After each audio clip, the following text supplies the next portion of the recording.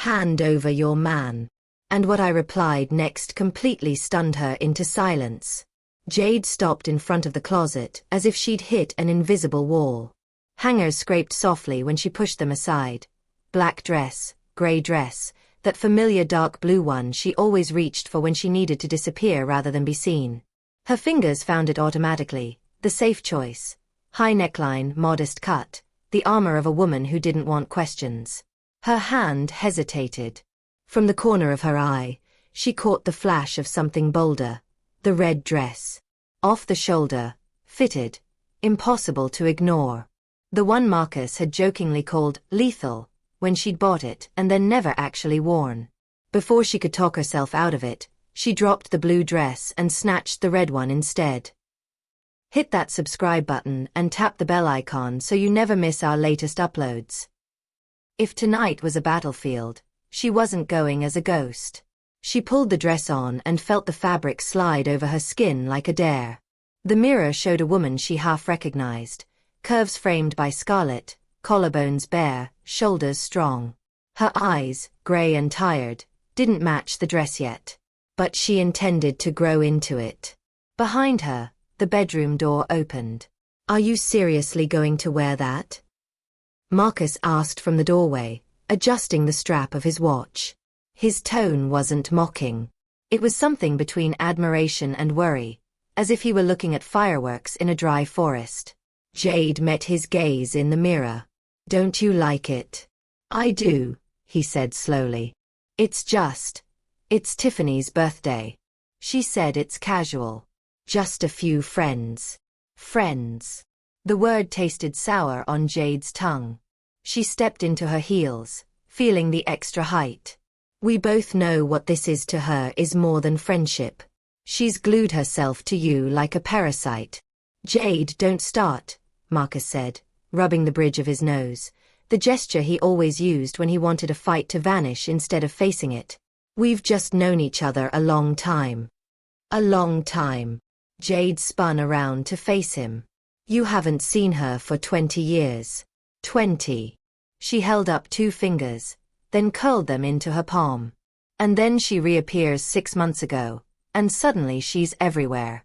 Calling. Texting. I need you. Funny how that works. He opened his mouth to explain, but the catalog of requests was already scrolling in her mind. Can you help me pick a phone, Mark? Can you come check this leak? You're so handy. Can you meet for coffee? I just feel so alone. The divorce had been finalized 2 years earlier. 2 years. Jade clung to that fact like proof that Tiffany's helplessness was a performance rather than a wound. A small head appeared around the doorframe. Mom, why are you so pretty? 7-year-old Skylar shuffled in, hair sticking up, pajamas wrinkled. Sleep still clung to her eyes. Jade's tight expression softened. She knelt and opened her arms. You should be in bed, superhero. Grandma's here to stay with you. Are you going to Aunt Tiff's party? Skylar asked, climbing into her lap. Jade stiffened. Aunt Tiff. Tiffany had slithered into every corner of their lives. Phone, calendar, friendships, and now even into her children's vocabulary. Yes, Jade said, smoothing her daughter's hair. It's her birthday. Why does she always come alone? Skylar asked. Doesn't she have kids? From the hallway, Marcus called gently. Sky, go see Grandma. She saved you some ice cream. Skylar squealed and bounded off, bare feet slapping down the hall. Jade rose slowly. The woman in the mirror watched her, red dress blazing, eyes strained but determined. Marcus approached her and rested his hands on her shoulders. Let's not ruin tonight, he said quietly. Tiffany is just an old friend. That's all. Do you even believe that? Jade asked, studying his reflection instead of his face. Or are you hoping I believe it? I believe in us, he said, turning her to face him. You, me, the kids, our family. She wanted those words to sink into the knot forming under her ribs, to loosen it, to convince her she was being paranoid. But another image forced its way in, the way his eyes warmed when Tiffany's name came up, that soft, wistful light she hadn't seen directed at her in years. "It's time to go," Jade said, stepping out of his hands. In the living room, Marcus's mother, Vivian, stood like a thin question mark beside the sofa. Her silver hair was pinned back with military precision. She gave Jade a long, measuring look. "Red dress," Vivian said coolly. "Bold. I assume tonight is special." "It is," Jade replied, lifting her chin. "It's Tiffany's birthday." Vivian's lips pressed into a thin line. "Marcus, I still don't understand why you spend so much time with that woman. You already have a family." "Mom, please," he sighed, grabbing the car keys. "She just went through a lot. It's friendship." Vivian's blue eyes narrowed. "I've lived 65 years, boy. I know what friendship looks like," she murmured. "And I know how to hunt when I see it." The words hit Jade like a hand on her back, steadying her. She and Vivian rarely agreed on anything, but at least the older woman saw the danger. In the car, music filled the silence. The city slid past, flickering through the window, late May twilight, couples strolling, kids biking along the sidewalk. Once upon a time, Jade and Marcus had been one of those carefree pairs, tangled together in nervous laughter and impossible plans. "What are you thinking about?" he asked without looking away from the road. "When everything changed," she answered. He didn't ask what she meant. That told her all she needed to know. The restaurant was perched on top of a renovated brick loft building downtown. The elevator doors opened to soft music, muted lights, the clink of glassware. Panoramic windows showed a city preparing for night, lights winking on like stars. Jade stepped out first and instantly saw her. Tiffany stood in the center of the room as though the party had been built around her. The white dress she wore skimmed her figure, almost innocent, almost bridal. Her blonde hair was swept into a deliberate messy knot, a few strands falling artfully around her face. Minimal makeup made her look like she woke up flawless. When Tiffany's gaze found Marcus, her entire face lit up, too bright, too eager. "Mark!" she cried, gliding toward them. She barely glanced at Jade before wrapping her arms around him, holding that hug just long enough to send a clear message. "Happy birthday," Marcus said, handing her a bouquet. "Peonies. You always liked them." Tiffany's eyes shone, misting over as if he'd given her his heart instead of flowers. "You remembered," she whispered. "You always remember." Jade tucked the detail away like evidence. Peonies. His knowledge of Tiffany's favorite flower hadn't been mentioned, hadn't been shared. He'd just gone and bought them. At last, Tiffany turned toward Jade.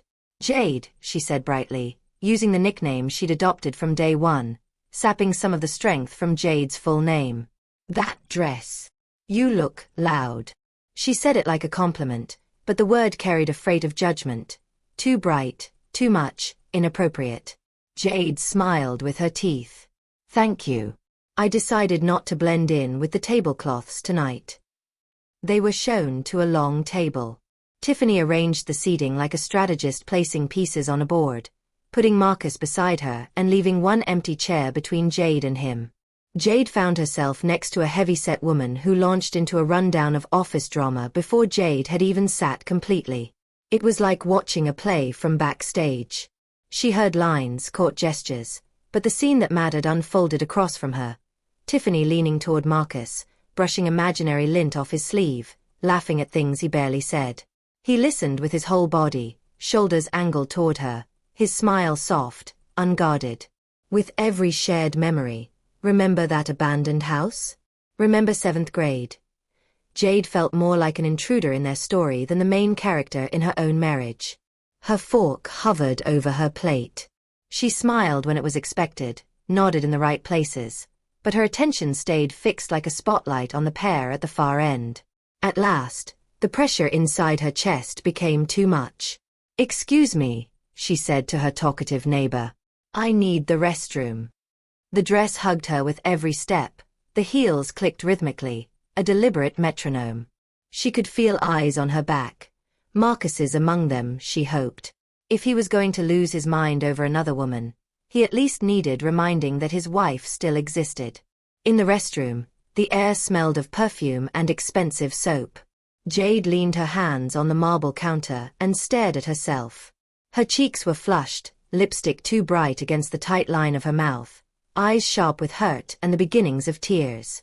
She turned on the cold tap and let water run over her wrists, willing the chill to soak through her skin and numb the chaos. The door opened behind her. She saw the reflection first: white dress, blonde hair, flawless posture. "Jade," Tiffany said, stepping closer as if they were girlfriends sharing a secret. "You okay? You left so suddenly." "Fine," Jade replied, straightening. "I just needed some air. There are a lot of people." Tiffany pulled a compact from her clutch and calmly touched up her lipstick. "I'm just glad Mark came. He's been my rock lately. You know, with everything I've been going through." "A rock," Jade repeated. Tiffany's blue eyes slid to hers, the innocence in them just a little too clean. "After the divorce, I was so lost. I even thought, well, it doesn't matter now. But Mark was there. He helped me move, helped with repairs. He came with me to pick furniture. We spent 3 hours choosing a sofa. Can you imagine? 3 whole hours. He's so patient. 3 hours." Jade remembered that evening. Dinner waiting, messages unanswered, Marcus coming home past 10, exhausted, muttering something about an emergency at work. He'd gone straight to the shower and then collapsed into bed. She'd believed him. "I didn't realize my husband had such strong opinions about interior design," Jade said. Her voice had cooled, turning thin and sharp. "Oh, he's good at so many things." Tiffany tilted her head, admiring herself in the mirror. "He likes feeling helpful, needed, important. I guess that gets lost in a marriage over time, doesn't it? Kids, schedules. You stop seeing each other." Jade stepped closer. Tiffany's perfume wrapped around them both. Too sweet. "Listen carefully," Jade said, her voice soft but edged with steel. "I see what you're doing. The accidental meetings. The late-night calls. The broken faucets and heavy boxes. The big sad eyes. You are not helpless. You are hunting my husband." "Jade." Tiffany's laugh was light, almost silvery. "Seriously? We're just old friends. That's all." "Old friends who didn't speak for 2 decades, Jade replied. "If you were after friendship, you would invite both of us for coffee. You would ask how we're doing. You would respect our marriage. But you call him alone. You cry to him. You ask for help from him. You never include me unless you have an audience." For a moment, the act slid off Tiffany's face. The softness vanished. Her expression sharpened. "Maybe," she said quietly, "it's not about me. Maybe Mark is bored. Maybe he misses who he was before he became Mr. Responsible. Mortgage, kids, bedtime stories. To him, I'm a reminder of being young and free. You turned him into a plow horse." Her words landed like blows. "He is happy," Jade shot back. "He has children he adores. A marriage. A home." "He loves his children," Tiffany agreed. "But love and happiness aren't the same thing. Responsibility isn't happiness." They stood facing each other, inches apart, 2 women who wanted the same man for completely different reasons. The restroom sparkled around them, sinks and lights polished to a cold shine. "Marcus won't leave me," Jade said. The certainty in her voice didn't reach her heart. "We've built a life. 14 years. Do you know what keeps people in a marriage?" Tiffany asked softly. "Habit. Fear. The kids. Guilt. Not love. Love is what you had in the beginning. Then it gets buried under grocery lists and electric bills." "And what exactly are you offering?" Jade folded her arms. "A year of fireworks before you both realize reality comes with you, too? You think you'll be different? I don't know. Tiffany's mouth twitched with something that might have been painful honesty. But at least we'd have that year. What do you have? A scrapbook of old feelings. The door opened and a tipsy young woman stumbled in, humming to herself, lipstick smudged from dancing. The spell broke. Tiffany slipped her mask back on like a glove, smiling pleasantly at Jade. "Come on," she said lightly. "The guests are waiting." She swept out, leaving Jade gripping the edge of the counter, trying to steady her breathing. Her hands shook. Her knees felt unsteady. But she would not fall apart in this bathroom. Not where Tiffany could see. Not tonight. By the time Jade returned to the table, the party had grown louder, the wine had circulated, and the air hummed with overlapping conversations. Marcus was turned slightly away from Tiffany now, speaking to a colleague about something work-related. For one fragile second, Jade felt relief. He saw her, stood up automatically, and stepped toward her. "You were gone for a while," he said quietly. "Everything okay?" "I'm fine." She plucked a champagne flute from the passing tray and took a long swallow. Bubbles fizzed on her tongue, cold and biting. "Just taking it all in." "You're angry," he murmured. "What is it you see exactly?" she asked, eyes on the cake someone was wheeling out of the kitchen. "I see you tense. I see you watching us." His voice dropped lower. "Jade, she's just my rival," Jade said, careful to keep her tone level.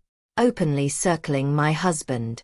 And you aren't exactly pushing her away." Before he could answer, Tiffany's voice rose above the buzz of conversation. "Everyone, take your seats," she called. "Time for the cake." The lights dimmed slightly. A sparkler crackled to life atop a three-tiered confection edged with intricate buttercream roses. Guests clapped, cheering as the waiters carried it out. Jade and Marcus stood caught in the middle of the room, surrounded by warmth that felt entirely foreign. They sat down again. Jade's slice was placed in front of her, a perfect triangle of sponge and strawberry cream crowned with a sugar rose. It might as well have been made of cardboard. Her stomach clenched at the sight. Tiffany lit 38 candles herself, the flames casting a halo around her face. Someone shouted for her to make a wish. Jade watched as Tiffany's eyes flickered, just for a heartbeat, toward Marcus before she closed them. That look was not subtle. It was a line tossed across the room for everyone to see. She blew out the candles. Applause exploded. People whistled, shouted jokes. "Make a wish for a husband," one guest laughed. "Or just grab the best man here and kiss him." The heavy-set colleague near Jade chimed in, her gaze sliding obviously toward Marcus. The idea rippled through the table like spilled wine. Laughter sharpened, tinged with something eager and cruel. "Come on, Tiff, pick the handsomest guy," a man across the table called. Tiffany covered her mouth with a hand in a performance of bashfulness. Through her lashes, her eyes were bright and calculating. Slowly, like a performer milking a scene, she stood and began to move around the table. She laughed, refused, and protested. Guests chanted playfully. Jade saw the direction of her path long before she reached them. Every step brought that white dress closer. All eyes shifted toward Marcus. Something snapped. Jade stood so quickly her chair rocked backward. The sudden movement silenced several conversations nearby. Heads turned. "The most handsome man here," Jade said, her voice clear and carrying, "is my husband. And I'm the only one who will be kissing him." The words startled even her.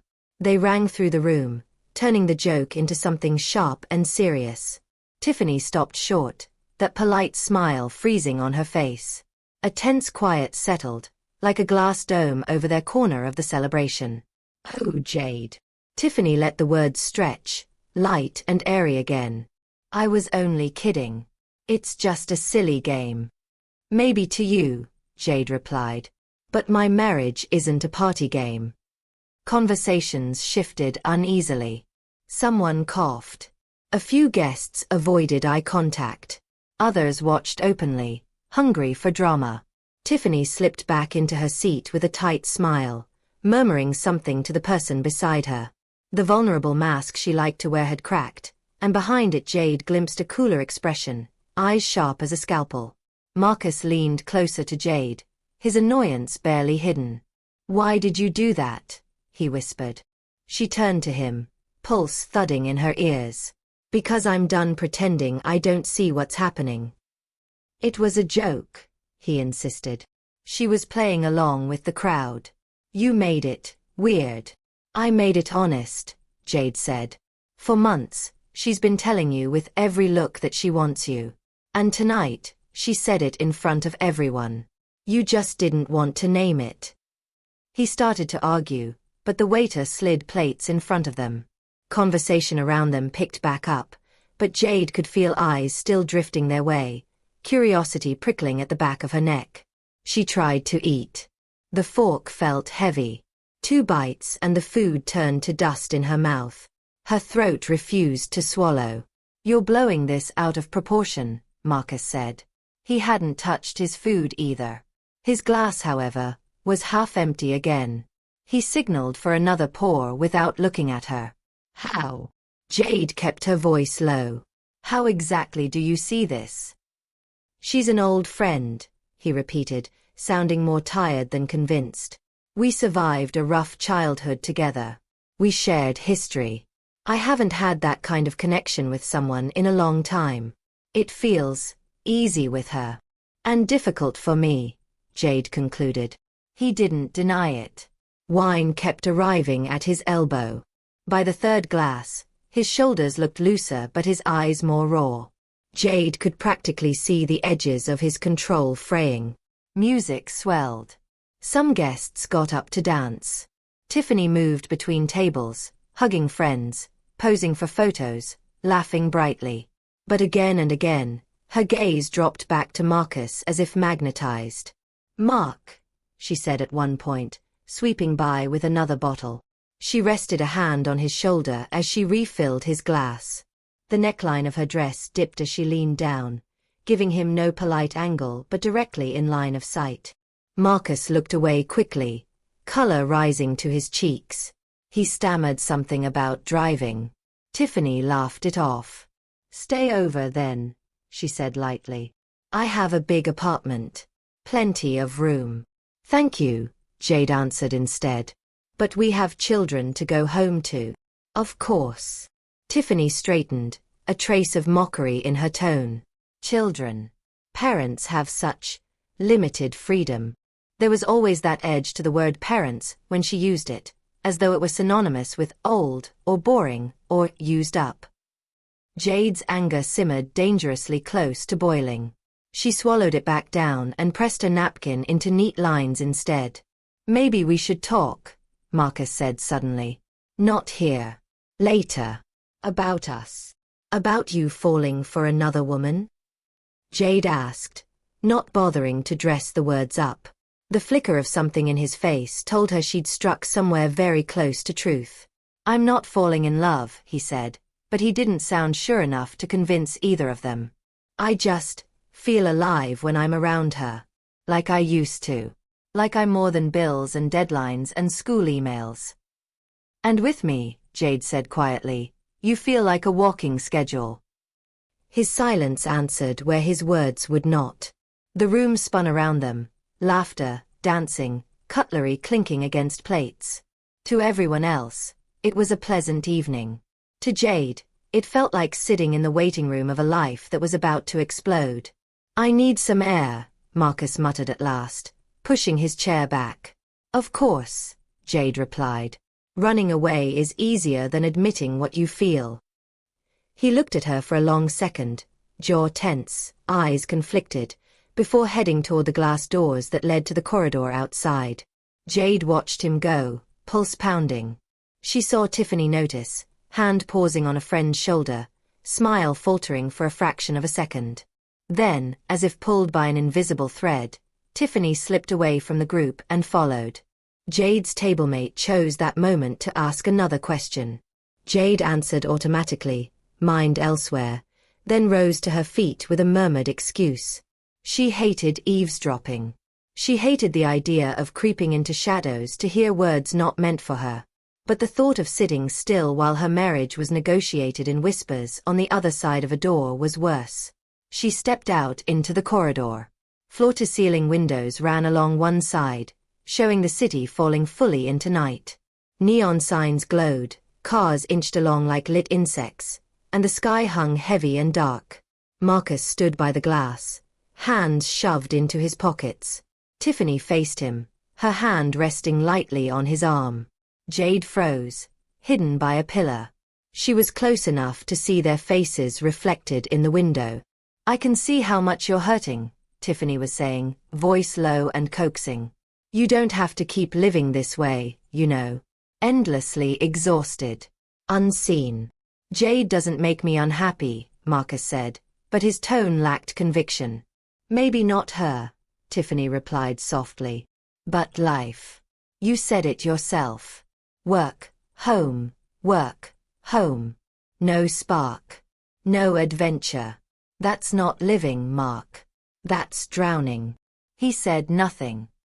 He didn't move her hand from his arm. Something inside Jade dropped like a stone. For a few seconds, she stood in the half-light, listening to the murmur of voices and the faint music from the party room behind her. Then, suddenly, she couldn't bear it anymore. She turned on her heel and walked back in. Her seat felt like a stage prop. People smiled at her, eyes discreetly curious. She picked up her purse with calm precision and made her way to the coat check. Her hands shook as she buttoned her jacket, but she forced the movements to be steady, unhurried. Dignity felt like the only armor she had left. "Jade," Tiffany's voice called behind her, honeyed sweet. "Leaving already? So early." Jade turned. Tiffany stood at the edge of the foyer, lips painted, eyes bright with a satisfaction she didn't bother to hide well. "No," Jade said. "It's already late. For a lot of things." Marcus appeared just behind Tiffany, shirt slightly rumpled, eyes red-rimmed and lost. "Where are you going?" he asked. "I told you I'd drive." "Then stay." Jade met his gaze. "She offered you a spare room. You should take advantage of it." "What are you talking about?" he asked, frowning. "I'm talking about being tired of standing off stage in my own marriage," Jade said. "Of pretending I don't see whose shoulder you'd rather lean on." "Nothing happened," Marcus protested, reaching for her arm. Jade pulled away. "You think betrayal starts in a bed. It doesn't. It starts in conversations. In whose messages you answer first. Who gets your secrets and your dreams. You've already crossed that line, Marcus. You just haven't slept with her yet." Tiffany watched from the side, arms folded loosely, head tilted. A faint smile played at the corners of her mouth, sympathy painted over unmistakable triumph. "We're all adults, Jade," she murmured. "Feelings happen. None of us planned this." "Feelings don't just happen," Jade said. "You fed them. You watered them with every calculated call, every tear, every emergency. You knew exactly what you were doing. And you." Tiffany's tone turned cool. "You turned him into an ATM and a babysitter. Always tired. Always guilty. When was the last time you saw him as a man instead of a toolkit?" The words struck home. Jade flinched inwardly. There was too much truth there, and that was what made it hurt. "Jade, please," Marcus said. "Let's go home and talk." "Go where you need to go," Jade answered. "Home. Her place. A hotel. I'm done deciding for you." Her phone buzzed. The rideshare she'd ordered was almost there. She stepped out into the night alone. The air smelled of traffic and distant blossoms. Neon signs painted the street with shifting colors. A white sedan rolled to a stop in front of the restaurant. The driver nodded when she gave him the address and pulled into the flow of cars. "Tough evening?" he asked after a moment, eyes on the road. "You could say that," she replied, watching the city slide past. "A woman in a red dress alone this late," he said. "It's either the best night of her life or the worst." Jade huffed something that wasn't quite a laugh. Let's go with option 2. She watched familiar streets roll by, the grocery store where she and Marcus had once laughed over a broken shopping cart, the park where they'd pushed Noah on the swings, the cafe where they'd shared countless Saturday breakfasts. The city of their marriage. It all looked different tonight, as if she were seeing it from the outside for the first time. Her phone lit up in her hand. Marcus. She let the call ring out. A moment later, a message arrived. Jade, please. Talk to me. I'm coming to pick you up. She stared at his words for a moment, then typed with steady fingers. Don't. I need time to think. She turned the phone face down on her lap and closed her eyes, letting the motion of the car rock her toward a future she could no longer picture clearly. The apartment was quiet when she stepped inside. Only the small nightlight in the hallway glowed, casting a pale circle on the floorboards. On the sofa, Vivian slept in a half-sitting position, glasses sliding down her nose, a blanket draped over her shoulders. The television hummed softly with some late-night talk show turned low. Jade slipped off her shoes and padded into the kitchen. The hum of the refrigerator and the tick of the wall clock were suddenly very loud. This small kitchen had held so much. Noah's chocolate-smeared toddler grin at this very table. Skylar's first wobbly steps between the fridge and the counter. Late-night conversations with Marcus, planning renovations and arguing over paint colors. At some point, those talks had turned into grocery lists, school schedules, and reminders to pay bills. She poured herself a glass of water and sat down. When had things changed? Not in one dramatic moment, she realized, but in a series of subtle shifts. A missed date night here, a postponed vacation there, an extra hour at the office, a postponed conversation.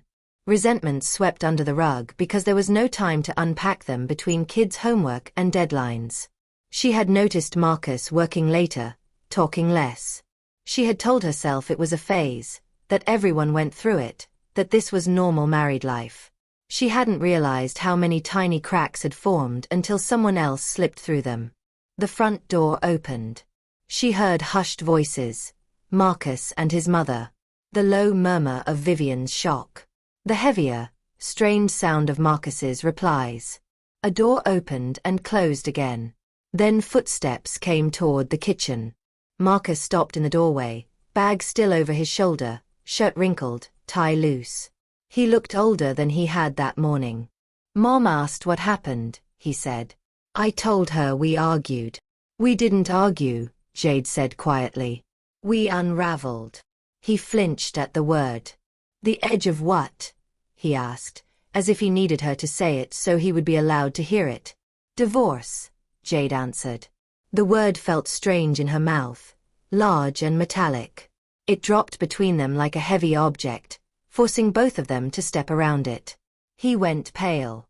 You can't be serious. What do you think happens when a man falls in love with the idea of someone else and starts building a fantasy life with her? Jade asked, standing. We pretend nothing is wrong until one day you don't come home at all? I'm not in love, he insisted. He closed the door behind him, as though containing this conversation within the kitchen walls might make it less real. I don't even know what I feel. I just know that with her, I remember who I was before all of this. All of this, Jade repeated. Marriage, kids, a home. All of this is what you wanted. Or did I imagine the day you proposed? The way you cried when Noah was born? The way you begged the nurse to let you hold him first? He dragged his hands down his face, exhausted. I don't regret our family. I'm just tired. I feel like I lost myself somewhere. I became a role instead of a person. Then why didn't you say that to me? She asked. Why her? Why not come to me and say, Jade, I'm drowning? Why not ask me to help pull you out instead of looking for a lifeboat with blonde hair? He sat heavily at the table. Because I didn't want to add to your load, he muttered. You're already carrying so much. The kids, the house. I didn't know how to say I felt empty without making you feel like you'd failed. That's not an excuse, she said, but part of her understanding. There were things she hadn't admitted to him either. How often she felt invisible. How often she resented being the default parent while he got to be fun dad on weekends. Then go, she said after a moment of silence. The calmness in her voice surprised even her. If you're that miserable with me, if being here feels like drowning, then leave. I'm not going to beg or manipulate you with the kids or our history. If what you really want is to be with her, then go and be with her honestly. He looked at her, expression torn. I don't want to leave. You want the feeling, Jade said. You want the rush. The reminder that you were once a boy who snuck into abandoned houses and dreamed of running away to some coastal town. You think she can give that back to you. But she can't give you your 20s again, Marcus. She can only give you a different set of responsibilities later. His shoulders sagged. I don't know what I want, he admitted. I just know I can't go on like this, pretending I'm fine when I'm not. When we're not. Then here's what we'll do, Jade said, her voice shaking but steadying with each word. Tomorrow morning, you pack a bag and go stay somewhere else for a few days. Your mom's. A hotel. Wherever. You decide what you really want. I decide whether I can live with a man who looks at me like a duty instead of a choice. And the kids, he whispered. We tell them you have a work trip, Jade said. For now. If you decide you want out, then we tell them the truth. But I'm not tearing their world down until you know for sure. He stood slowly. The urge to hug her flickered in his expression, then faded when she stepped back. Don't touch me, she said. Right now, it just makes the hurt louder. He nodded, defeated, and left the kitchen. The bedroom door clicked shut down the hall.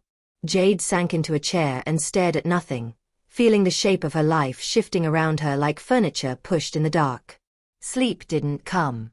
She lay on the living room sofa, wrapped in the throw blanket, staring at the ceiling while the night stretched thin.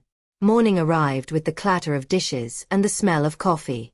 Jade closed her eyes, feigning sleep while Vivian moved around the kitchen. The older woman's footsteps were crisp, efficient. Jade could almost hear the questions building behind her closed mouth. Then came the patter of small feet. Skylar ran into the living room first, short pajama pants hanging crookedly, hair pointing in all directions. Mom, she whispered. Why are you sleeping here? Jade sat up, forcing her features into something resembling normal. We got home late, she said lightly. I didn't want to wake Dad.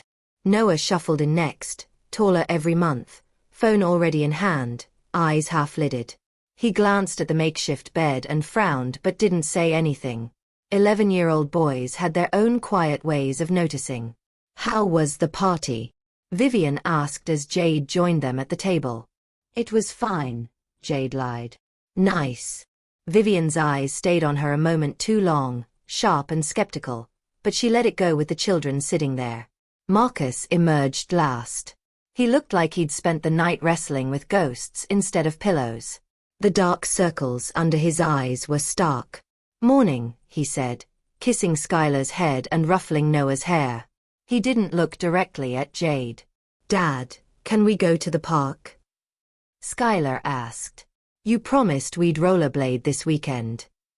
Not today, princess, he said, pouring coffee with a hand that trembled slightly. I have things to do. You always have things to do, Noah muttered, barely audible. After breakfast, the kids retreated to their rooms. Marcus disappeared into the bedroom to pack.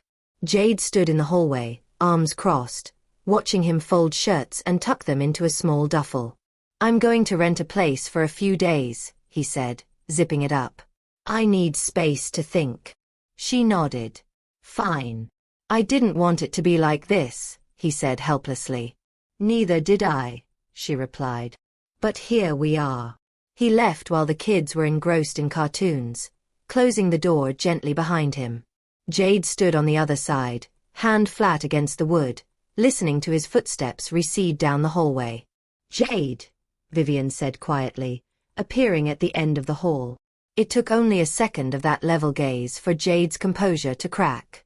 Tears surged up, hot and unstoppable. Vivian's expression softened. She stepped forward and drew Jade into an awkward but firm hug. For the first time since the party, Jade let herself sob. Later that morning, after she had showered and changed and convinced her swollen eyes to pass for simply tired, she met her friend Chloe at a cafe. Chloe arrived in a rush of energy and perfume, sliding into the seat opposite her and wrapping long fingers around a cappuccino cup. "Okay," Chloe said. "Tell me everything." Jade talked. She poured the last 24 hours onto the table.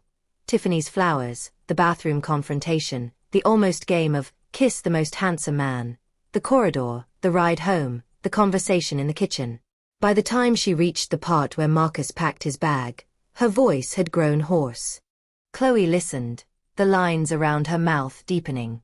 "She's a textbook," she said when Jade finished. Lonely divorcee finds an old crush, inserts herself into the cracks of his marriage, plays damsel, watches him feel like a hero. "I've seen the type 10 times.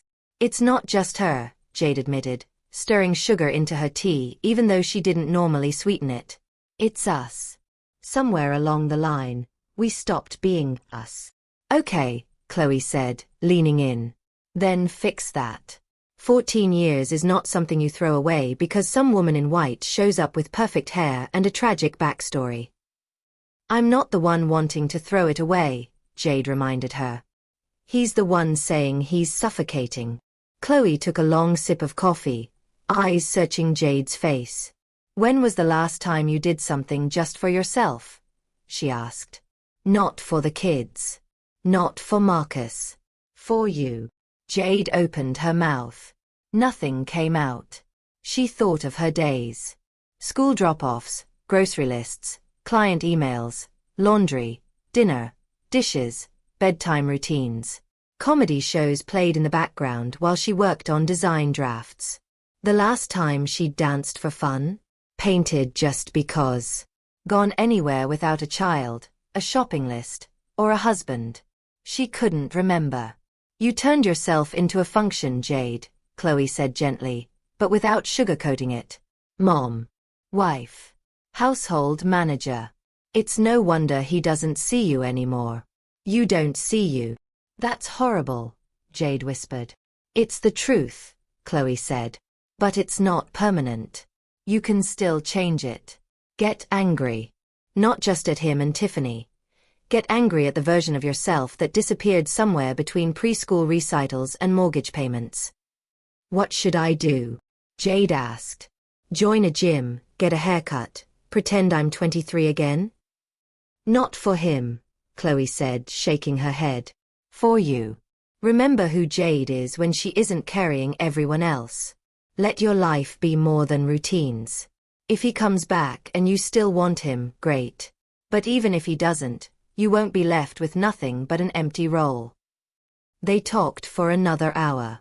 Slowly, the numbness inside Jade shifted into something sharper, more awake.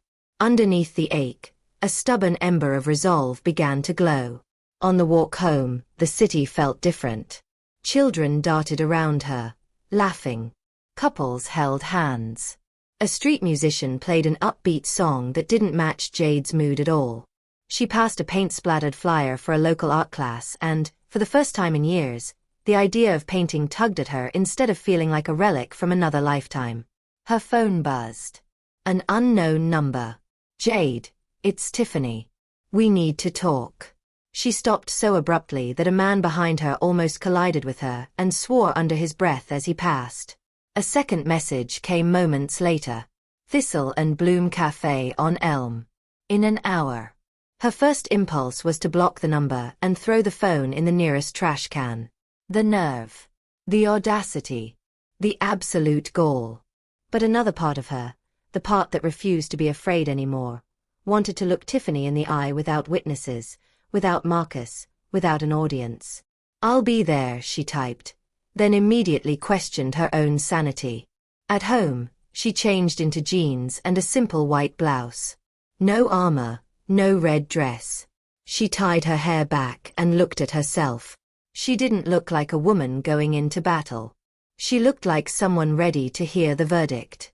The Thistle and Bloom was small and warm, filled with the smell of coffee and fresh pastries. Tiffany sat near the window, sunglasses on despite the weak light. When Jade approached the table, Tiffany slipped the glasses off. Her eyes were red-rimmed. Not the artful redness of someone faking tears, but the puffy, swollen kind earned honestly. "Thank you for coming," she said quietly.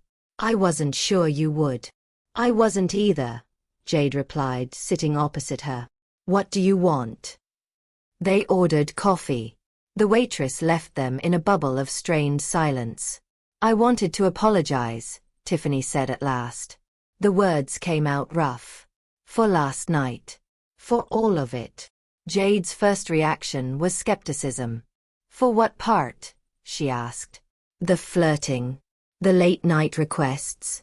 Or offering my husband your couch." "For all of it," Tiffany said again. "When I saw him again after all these years, I lost my mind a little. My marriage had just fallen apart. I felt ugly and discarded. Then there he was.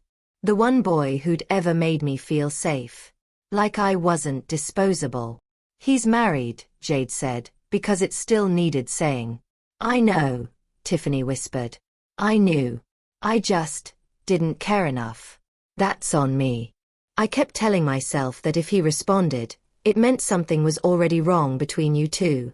That I wasn't the problem, just the symptom." "Convenient logic," Jade said. Tiffany nodded. "Yes. Very. And last night, when you left, I thought I'd won. That if he followed me it meant—" She broke off, swallowing hard. "But he didn't follow me the way I imagined. He just looked like a man who was about to lose everything he'd built. Because of me." Jade didn't trust herself to speak.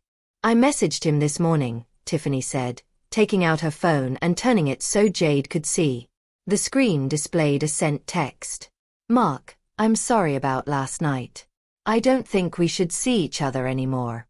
I'm leaving town. I found a job in another city. Please be happy." The timestamp said 30 minutes earlier. "I'm backing off," Tiffany said simply. "I've already accepted the job. I move next week. I'll change my number. Block him if I have to. I don't want to be the woman who wrecks someone else's family." Jade read the message again. She felt nothing at first. No rush of victory. No wave of relief. Just a hollow space where her anger had been, echoing with the realization that without Tiffany, the problems in her marriage were still there, naked and unavoidable. "Why?" she asked finally. "Why the change of heart?" "Because I saw his face when you walked out," Tiffany said. "He looked like you'd ripped his world in half. And that's when I realized. He loves you. Maybe he's bored. Maybe he's restless. Maybe he's an idiot. But he loves you. With me, he saw possibilities. With you, he sees his life. I don't want to spend mine knowing I was the consolation prize in his head."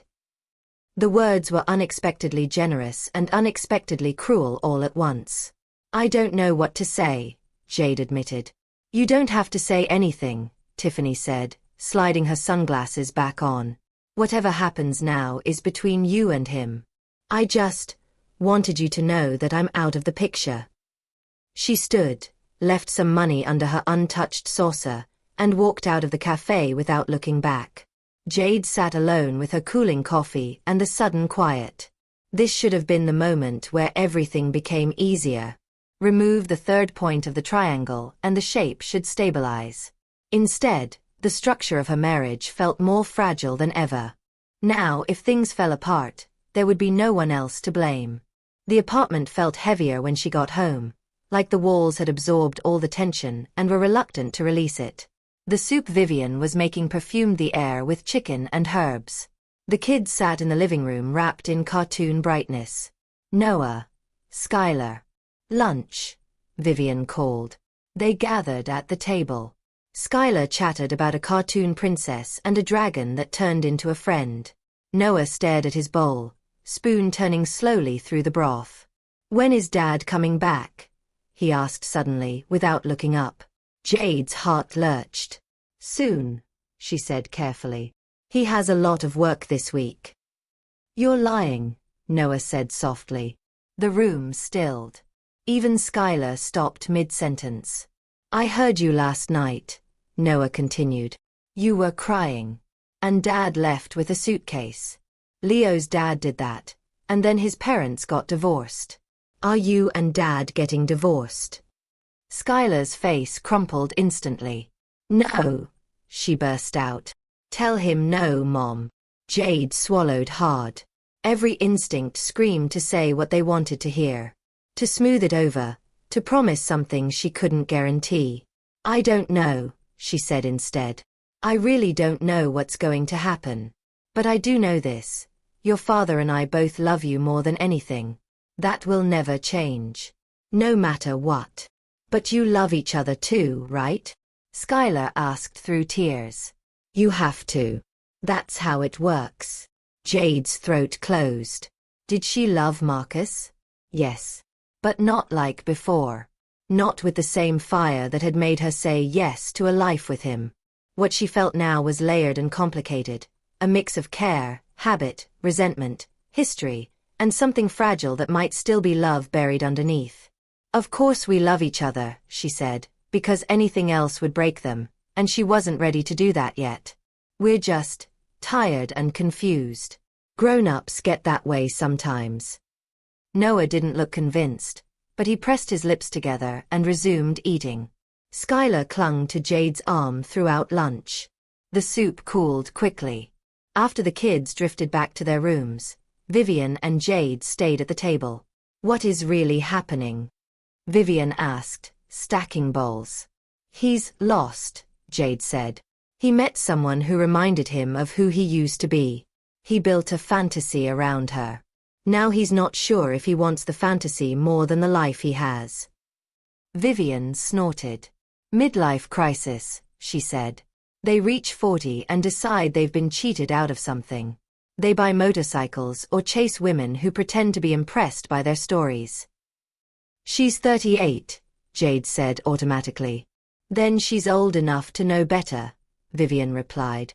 She closed the dishwasher and turned to face Jade fully. But you, she added, are not blameless either.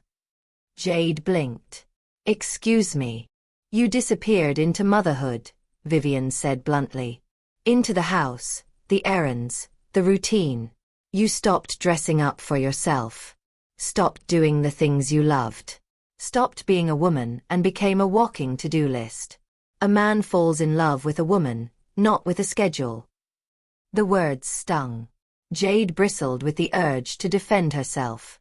To say, of course I did, someone had to keep this family functioning.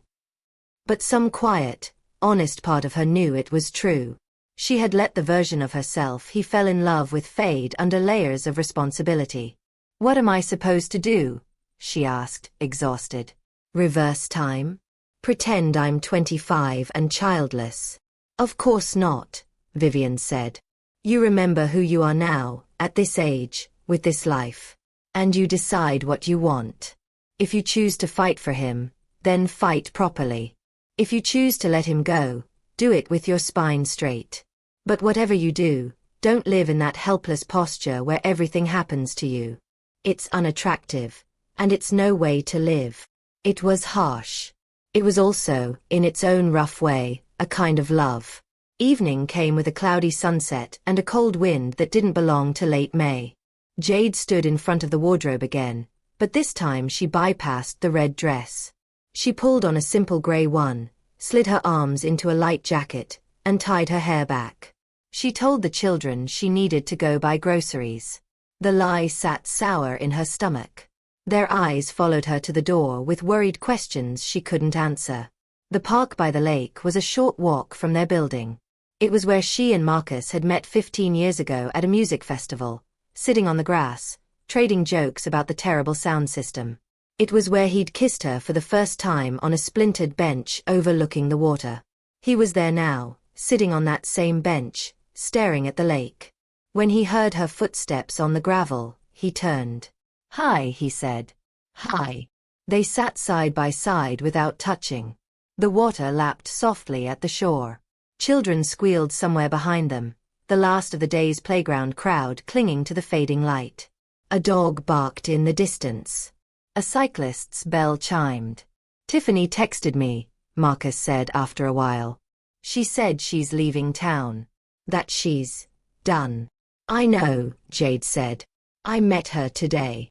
"You met her?" He turned, surprised. "Why would you?" "She wanted to apologize," Jade said.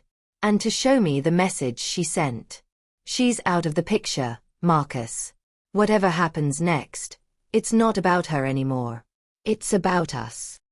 He exhaled slowly, as if all the air in his lungs had been waiting to leave. "Then why do I feel empty instead of relieved?" "Because she was your escape hatch," Jade said. "Now it's closed, and you're back inside the house you were running from." "I feel like my life shrank," he said quietly. "Work. Home. Work. Home. Sometimes I look at my calendar and there's nothing on it that feels like it belongs to me." "I understand more than you think," Jade replied. "You're not the only one who lost yourself." He looked at her, really looked at her, maybe for the first time in months. "When did you start feeling it?" he asked. "I don't know," she said. "Maybe after Noah was born and I stopped sleeping. Or after Skylar came and everything doubled. Or the day I realized I didn't know what music I liked anymore because I only listened to kids' songs and whatever you played in the car. It wasn't one moment. It was a drift." He nodded slowly. "I wanted to be a musician once," he said after a pause. "Did I ever tell you that?" She smiled faintly. "You carried that guitar everywhere. How could I forget? You used to write songs so bad they came all the way around to being sweet." "I haven't touched a guitar in years," he said. "I don't write. I don't play. I go to the office, I come home, I answer emails. And when I met Tiffany again, talking to her made me feel like I was allowed to be that boy again for a minute. The one who thought he might tour with a band instead of leading staff meetings." "Do you regret marrying me?" she asked. "Regret having the kids?" "No," he said without hesitation. "Never. I just regret becoming half of myself somewhere along the way. And yes, that's partly on me. But it's also on the way we stopped talking about anything except who's picking up who and what's for dinner." "We both did that," Jade admitted. "I blamed you for coming home late, but I never told you I missed you, really missed you. And I never asked whether you were happy. I asked if you'd paid the gas bill." They were quiet again, watching the water darken. "You're right about one thing," she said softly. "You haven't cheated physically. But you have been unfaithful in other ways. You shared the parts of yourself that belonged to us with her. You took your loneliness to her instead of bringing it to me." He winced. "I know. And I'm sorry." "Sorry isn't enough by itself," she said. "If we're going to stay married, I need to know you'd choose me again. Not just for the kids. For me." He stood, walked a few steps toward the shore, then turned back, rubbing his hands over his face. "What if I don't know?" he asked. "What if I'm too confused to choose anything right now?" "Then we stop pretending we're fine," she said, standing too. "We admit our marriage is sick instead of acting like it's just tired. And we decide whether we're willing to put in the work to heal it." "How?" His voice held a thread of hope he didn't seem to trust. "By being honest," she said. "Brutally, uncomfortably honest. You tell me what you miss, what you need, what scares you. I do the same. We figure out if there's still enough between us to build something new. Not the same as before. Maybe something different but still ours." "And if there isn't?" he asked. "Then we separate," she answered quietly. "But we do it clean. Without lies. Without secret text messages in the bathroom. We look our kids in the eye and tell them the truth. But we aren't there yet. Right now, we have one thing we didn't have last week." "What's that?" he asked. "The chance to decide with our eyes open," she said. He came back to the bench. They sat again, closer this time, but not touching. "When I was 14, he said after a while, I remember sitting in my room, thinking, I'm going to get out of this town. I'm going to travel, write music, and see the world. Now the most exciting trip I've taken lately is to the hardware store. You can still travel, Jade said. Maybe not for months at a time. Maybe not with a guitar. But somewhere along the way we stopped dreaming at all. We just scheduled. Maybe we need to start dreaming in small pieces again. He laughed weakly. We sound ridiculous. Two almost 40-year-olds talking about dreams like we're teenagers. Better ridiculous than dead, she said. He looked at her. There was still hurt there, and distance, but also something else, a faint glimmer of respect. What do you want? He asked. In all of this. Not the kids, not the house. You. What do you want? She thought about the question. I really thought about it. I want to paint again, she said finally. I miss the feeling of losing myself in colors instead of laundry cycles. I want a part of my life that's just mine. I want to feel like a person again, not just a support system. He nodded slowly. I want to play music again, he said. Even if it's just in our living room with no audience. I want something that reminds me I'm not just a job title and a father.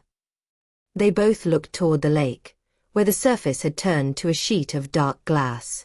Streetlights reflected in long, shaky lines on the water. Will it be enough? He asked. Painting and music? Tired jokes on the sofa? Will that be enough to make us again? I don't know, she said honestly. But if we don't try, we'll never know. He reached for her hand then. The gesture was hesitant, almost shy. She let him take it. His fingers trembled in hers. For the first time in months, they sat not as co-managers of a household, but as two flawed humans trying to figure out if there was still a path between them. They walked home together in silence. The city's evening lights glowed around them, but between their joined hands was a fragile thread of something that might have been hope. At the apartment door, Jade hesitated for a second before unlocking it. Stepping back into the shared space felt like stepping onto a tightrope with no net. The moment they entered, Skylar barreled into the hallway. Daddy, she squealed, slamming into Marcus's legs. You're back. Are you staying? He crouched, gathering her into his arms. Yeah, he said, glancing up at Jade. I'm staying. For now, I'm staying. Skylar wrapped her arms around his neck like she would never let go. Noah emerged from his room, trying to look unimpressed, but his shoulders loosened noticeably when he saw the overnight bag in Marcus's hand instead of on his shoulder. Hey, bud, Marcus said. Hey, Noah replied, voice gruff. Mom said you had a trip. It got cancelled, Marcus said. There was so much truth hidden in that small lie that Jade didn't argue. We'll talk, okay? All of us. From the kitchen, Vivian peeked out and took in the scene. Marcus's bag, Jade's expression, the children's relief. For once, she said nothing. She simply nodded and disappeared to give them space. The rest of the evening unfolded like an ordinary one, as if the last 48 hours had never happened. They ate together. They chose a family movie almost at random. Skylar fell asleep halfway through, curled under Jade's arm. Noah pretended not to be interested, rolling his eyes at the cheesy parts, but he didn't retreat to his room. He stayed on the couch, leaning into Marcus's side. Routine wrapped around them like a familiar blanket. But beneath its softness was the sharp awareness that nothing was normal anymore. After the children were tucked into bed and Vivian had gone home, the apartment fell quiet. Jade put the kettle on and took a notebook from the drawer. What's that? Marcus asked, leaning in the doorway. A chance, she said, placing it on the kitchen table. Sit. He did. She settled opposite him and opened the notebook in the middle, drawing a line down the page. On this side, she said, tapping the left half, we write what we're afraid of. On that side, what we want, even if it feels stupid or impossible. No filters. No worrying about whether it's practical. He raised an eyebrow. Homework.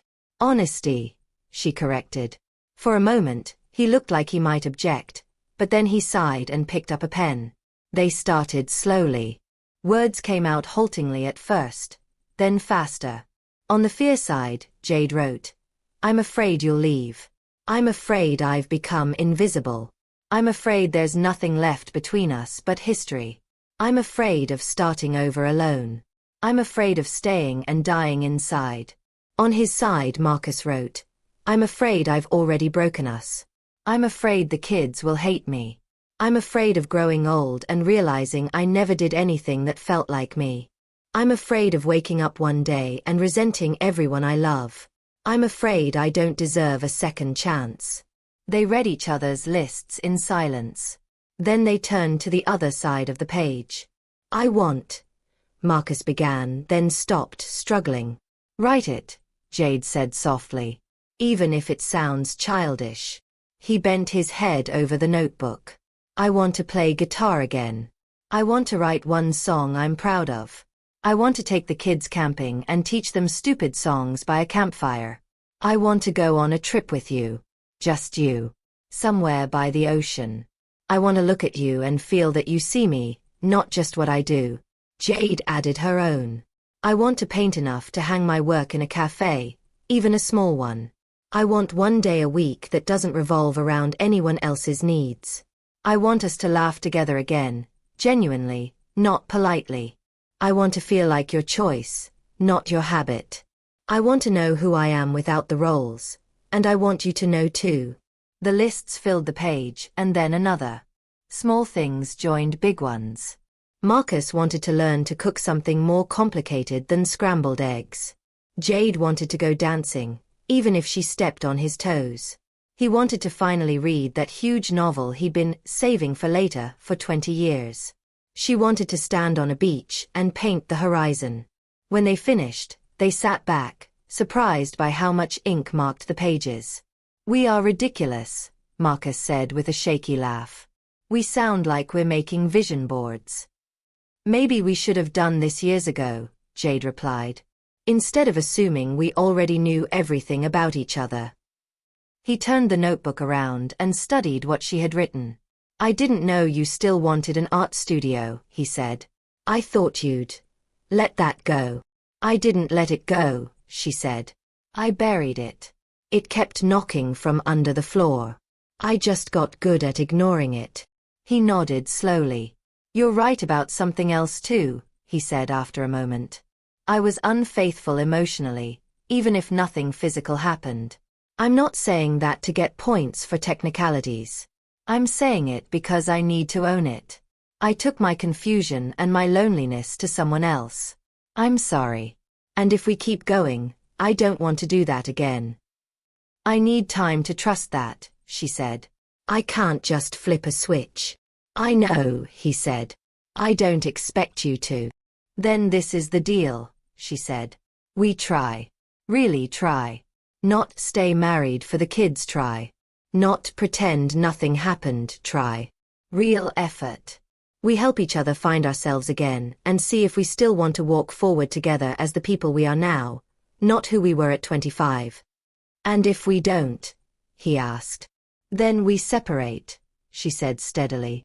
Respectfully. Honestly. We don't blame the kids. We don't invent villains. We tell them we grew apart and we did our best."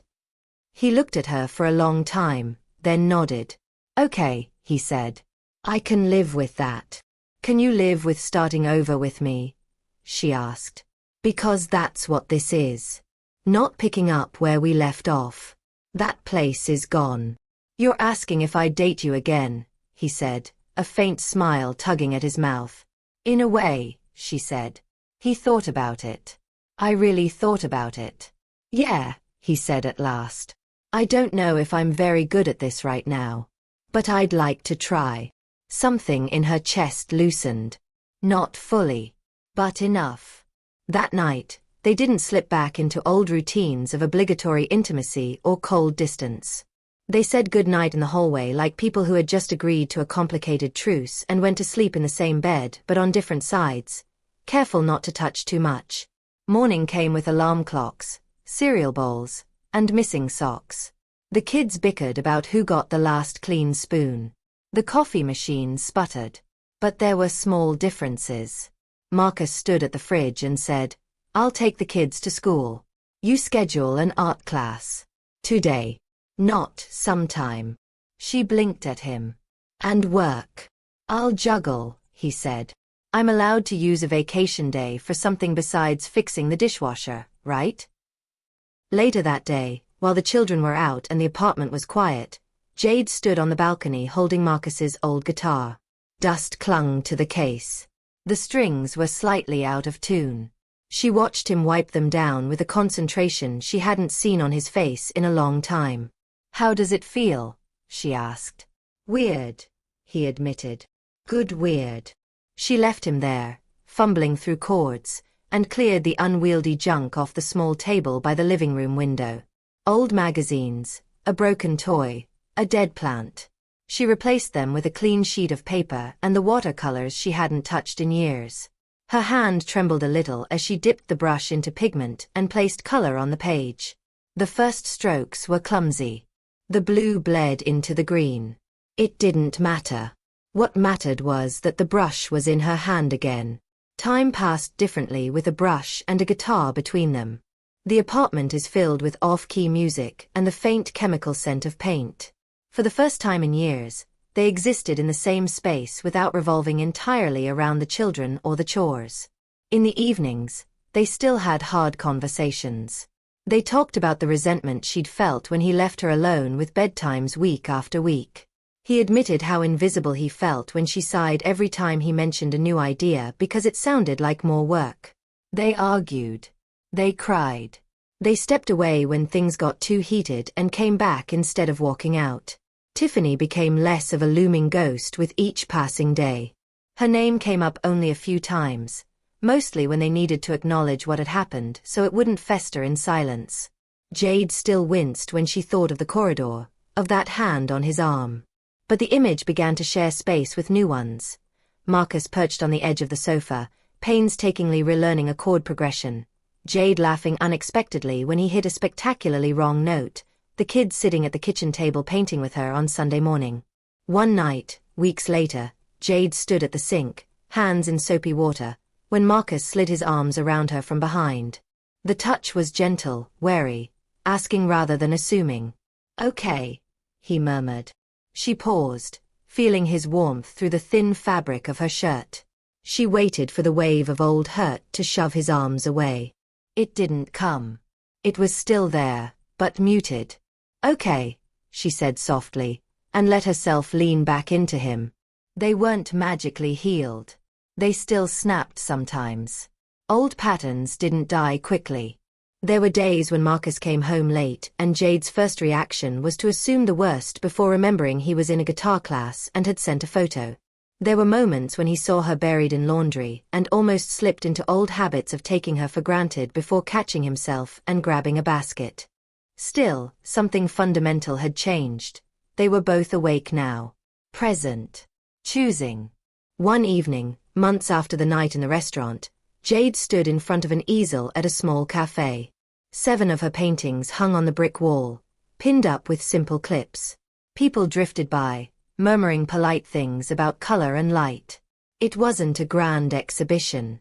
It was a weekend event the cafe owner hosted for local artists. But it mattered. From the back of the room, Marcus raised his phone, pretending to take a discreet photo. Skylar, now missing a front tooth, tugged on his sleeve and whispered too loudly, "Dad, that one looks like our lake." "It is our lake," he whispered back. Noah rolled his eyes proudly. Afterward, they walked home under streetlights. The kids ran ahead, racing each other to the corner. Marcus slipped his hand into Jade's. "Do you ever miss it?" he asked quietly. "The version of us before the kids? Before all this?" "Sometimes," she admitted. "But I like this version better. It's messier. But it's ours. Fully ours. Not a fantasy. Not a memory." He squeezed her hand. "Sometimes," he said, "I think about how close I came to throwing this away for something that wasn't real." "It was real," she corrected gently. Just not sustainable. Like fireworks. Beautiful, loud, gone in seconds. And us? He asked. We're more like a campfire, she said, smiling faintly. Harder to start. Needs tending. Can go out if we ignore it. But if we keep feeding it, it burns for a long time. He laughed softly. That's very poetic. I have an artist's soul, she said lightly. Have you met my musician husband? He bumped his shoulder against hers. I hear he's relearning how to play love songs without being completely terrible at it. She looked up at him, really seeing him. The lines at the corners of his eyes, the bits of grey starting to sneak into his hair, the way his mouth softened when he looked at their children. Good, she said. I like the sound of that. Later that night, when the kids were asleep and the apartment was quiet, Jade lay in bed beside Marcus. The darkness felt less ominous than it had months ago. On the nightstand, the notebook still waited, thick with pages filled since that first night. Fears slowly crossed out, wishes turned into actions, new dreams added as they grew. She didn't know what their future would look like in 10 years. Maybe they would still be together, seasoned and softer around the edges. Maybe they wouldn't. Life didn't sign contracts for outcome. But for the first time in a long time, Jade felt they were not sleepwalking through their marriage. They were walking it awake, step by step. She turned toward him, studying his profile in the dim light. Marcus, she whispered. Yeah. His voice was drowsy. If we met now, she asked, as we are, not as kids in a park, would you still pick me? His eyes opened. He thought about it, the way he always thought before answering now. Yes, he said. And this time, I'd try harder not to lose you along the way. Including myself. She smiled in the dark. Then I think, she said, we might just have a chance. Outside, the city moved through its endless stories. Parties started and ended. Strangers fell in and out of love. Somewhere, in some restaurant, another group gathered around a birthday cake and shouted for a kiss. Inside Jade's apartment, a different kind of story continued. Not the dramatic kind that made for sensational gossip, but the quieter, harder one. Of two people who had almost let their marriage fall apart and then decided, imperfectly and honestly, to build it again from the inside out.